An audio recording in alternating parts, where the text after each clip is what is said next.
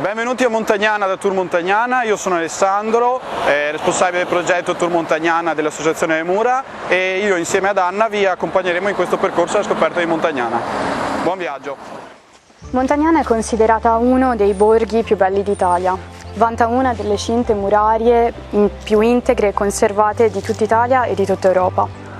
Nasce nel 1142, quindi in pieno Medioevo, ed è organizzata sostanzialmente in 4 porte: Porta Padova, ad est la più antica, con la speculare Porta Legnago, Porta Vicenza a nord e Porta 20 Settembre a sud, quella a cui siamo in corrispondenza ora. Da qui inizierà il nostro viaggio.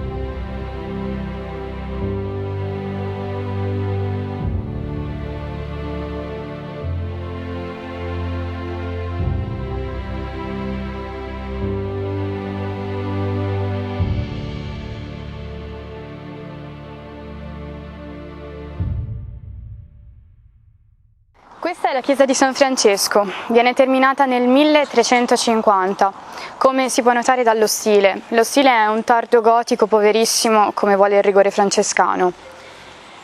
Se fate caso poi a metà facciata intercorre un triangolo, è molto interessante. Sostanzialmente viene rialzata 4 secoli dopo, nel 1700. Se prima era quindi coperta da un sistema di capriate lignee, viene poi costruita una volta in muratura più resistente, che dà uno slancio nuovo e diverso e moderno, più moderno all'interno della chiesa.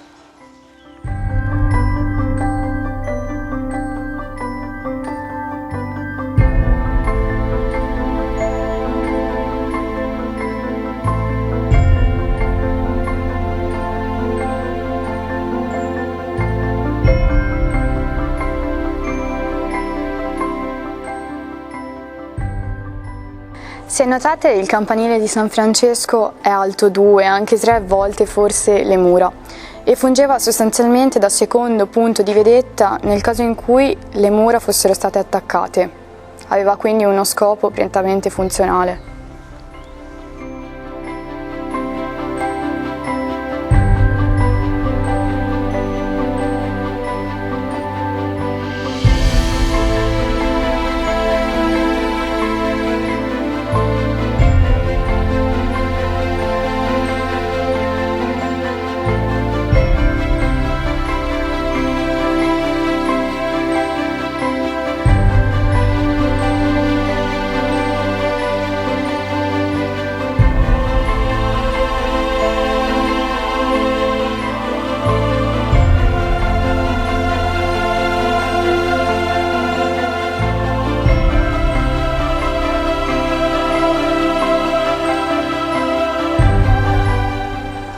L'edificio che notate è uno dei più antichi di Montagnana, in realtà risale al XII secolo ed era un ospedale della Natività, un luogo gestito solitamente dalle suore, cui le giovani ragazze madre erano solite recarsi per chiedere aiuto piuttosto che lasciare in affido il neonato alle suore per l'appunto.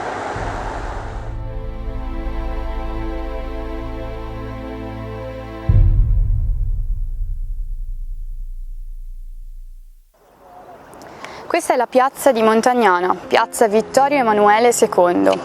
Nella disposizione dei ciottoli, il cosiddetto listone nel centro della piazza, nella disposizione quindi delle pietre bianche e grigie, è una riproduzione in scala di Piazza San Marco a Venezia, un grandissimo omaggio quindi alla Repubblica da parte di Montagnana.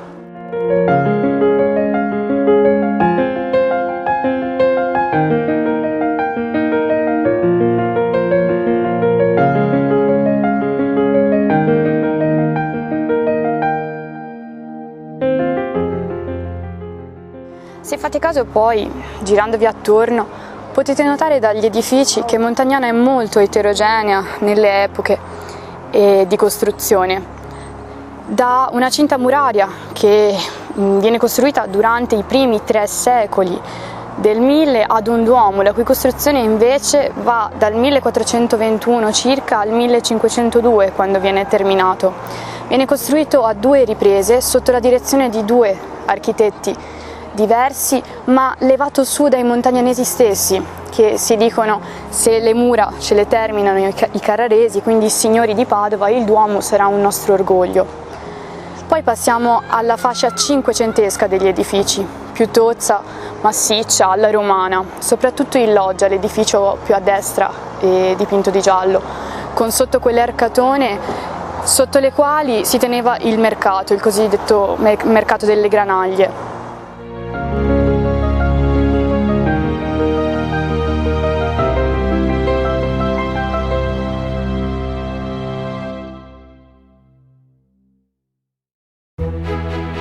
Passiamo poi alla fascia settecentesca invece degli edifici, più leggera, esile, con i caminetti alla veneziana, il timpano triangolare.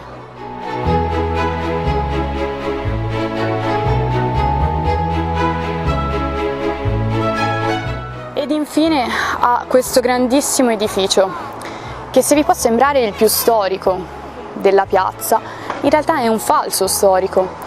Tutto questo blocco centrale, durante il ventennio fascista, è vittima di un incendio e viene quindi tirato su di nuovo nel 1924.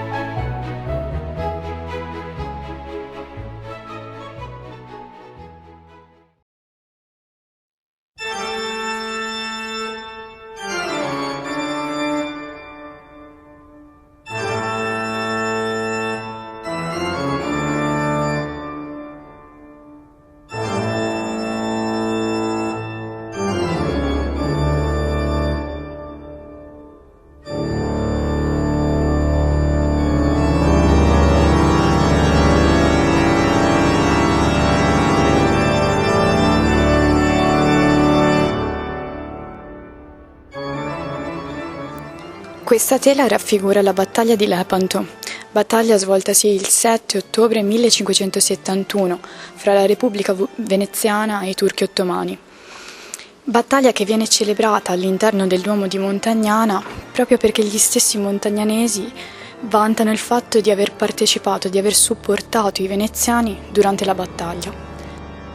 Il pittore, un certo De Rossi, raffigura addirittura le vele dei turchi contro vento, proprio a sottolineare che erano stati sfavoriti da questo fatto durante la battaglia.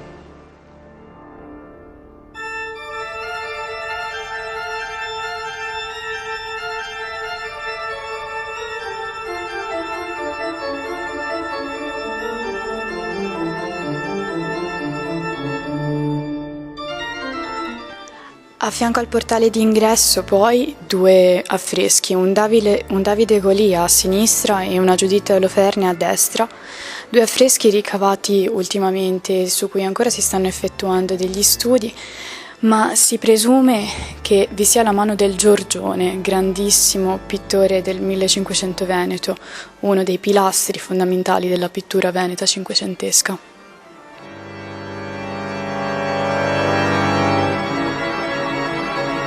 Dirigendoci verso l'altare, a destra, l'altare di Sant'Antonio.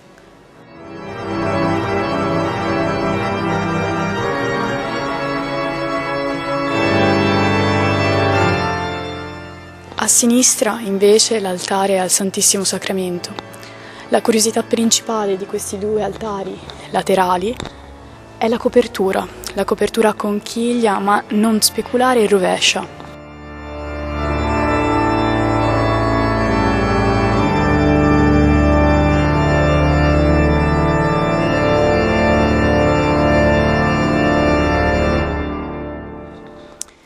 Tuttavia il pezzo da 90 dell'intera chiesa e quindi dell'intero Duomo è la pala d'altare, una trasfigurazione del Cristo di Paolo Veronese datata 1555, un altro grandissimo nome della pittura veneta.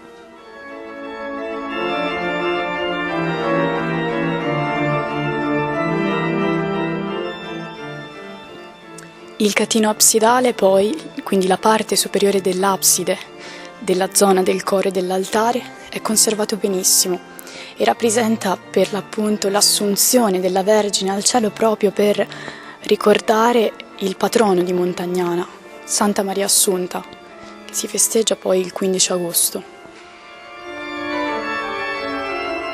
Un'ultima curiosità, nella zona dell'altare del Santissimo Sacramento ci sono diversi rimasugli d'affresco. Questo perché inizialmente, in principio, tutto l'interno del Duomo doveva essere affrescato.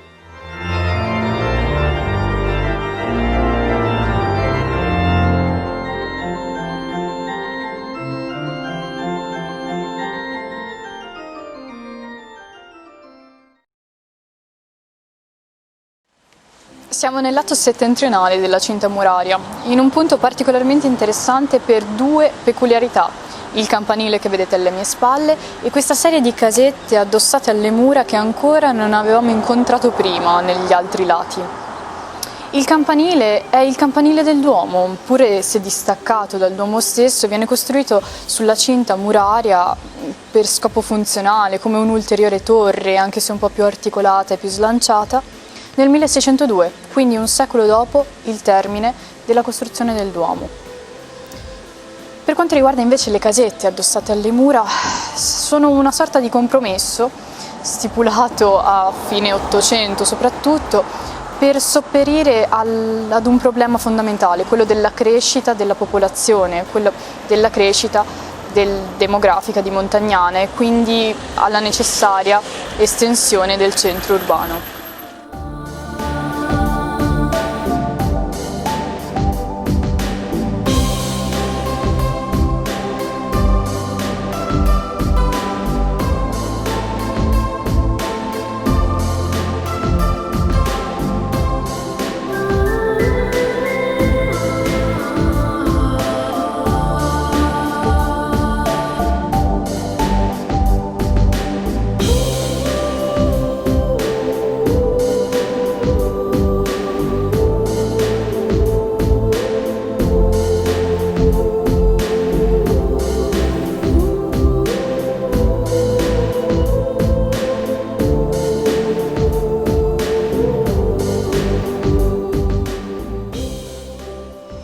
Ci siamo spostati fuori Porta Padova, fuori le mura, e alle mie spalle vi presento un gioiellino, un piccolo grande gioiellino di Montagnana, Villa Pisani.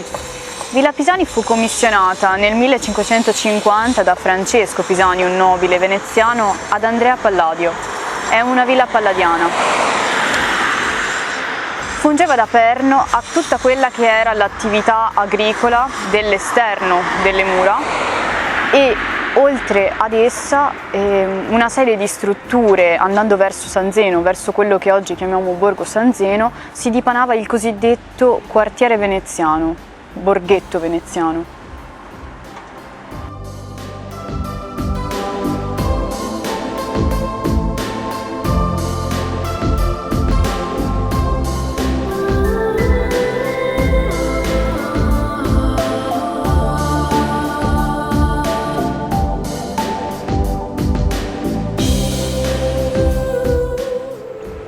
In corrispondenza di Porta Padova si erge quella grandissima torre, quella grandissima e massiccia torre, la più alta di tutta la cinta muraria, è chiamata Mastio Ezzeliniano. Prende il nome da Ezzelino da Romano, un feudatario marchigiano che nel corso del 200 sale e riesce a conquistare Montagnana piuttosto che le cittadine adiacenti come Legnago, come la veronese Legnago, e proprio in quel breve periodo che regna a Montagnana riesce ad ergere il Mastio.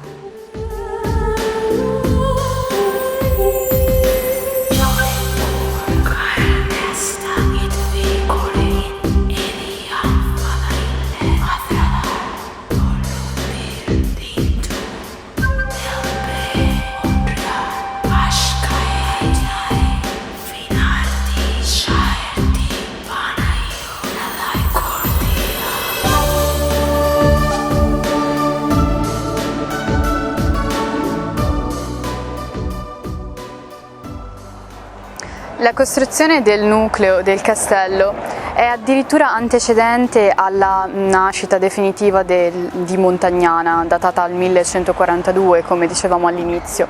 La costruzione del castello risale addirittura prima del 1000, al 942. La conformazione del castello è ancora tale e quale, grosso modo.